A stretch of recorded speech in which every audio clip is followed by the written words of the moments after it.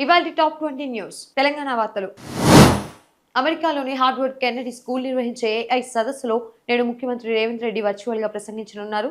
రాష్ట్ర పాలనలో కృత్రిమ మేధస్సు వినియోగంపై ఆయన కీలక రోడ్ మ్యాప్ ను వివరించనున్నారు. తెలంగాణ బడ్జెట్ సమావేశాలు 8వ రోజుకు చేరుకున్నాయి. ఇవాల్టి సభలో జీఎస్టీ సవరణ బిల్లుతో పాటు విద్య, వైద్య రంగాలకు సంబంధించిన కీలక గ్రాంట్లపై చర్చ జరగనుంది.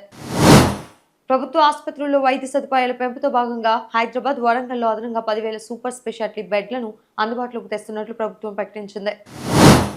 చలో అసెంబ్లీ ముట్టడికి యత్నించిన నిరుద్యోగ జేఏసీ నేతలను పోలీసులు ముందస్తుగా అరెస్ట్ చేయడంతో ఉస్మానియా యూనివర్సిటీ పరిసరాల్లో ఉద్రిక్తత నెలకొంది. ఫీజు రీయింబర్స్మెంట్ బకాయిల విడుదల కోరుతూ విద్యార్థి సంఘాలు నిర్వహించిన రాష్ట్ర వ్యాప్త బంద్ కు ప్రైవేట్ కాలేజీల నుంచి భారీ స్పందన లభించింది.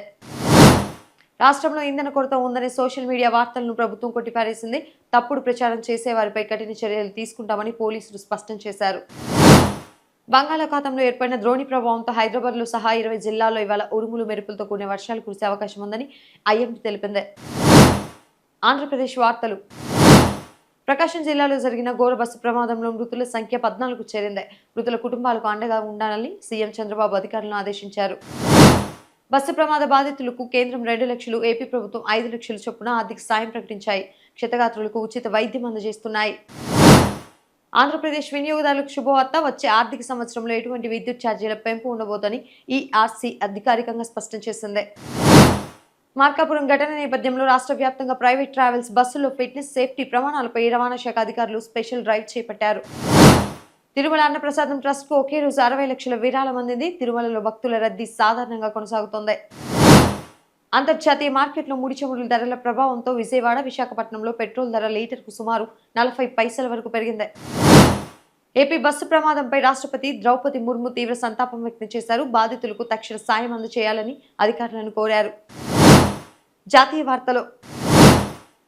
వార్తలు. దేశవ్యాప్తంగా శ్రీరామనవమి సంబరాలు అంబరాన్నంటాయి. అయోధ్యలో రామ్లల్లాకు జరిగిన అద్భుత సూర్య తిలకం వేడుకను ప్రపంచవ్యాప్తంగా కోట్ల మంది వీక్షించారు.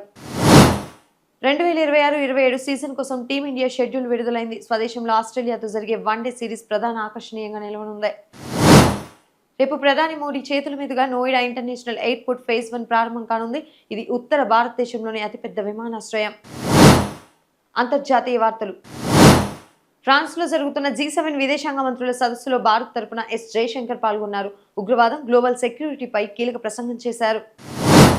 పశ్చిమాసియాలో ఉద్రిక్తతల వల్ల చమురు సరఫరాకు ఆటంకం కలగకుండా ఉండాలని చైనా అంతర్జాతీయ సమాజాన్ని కోరింది.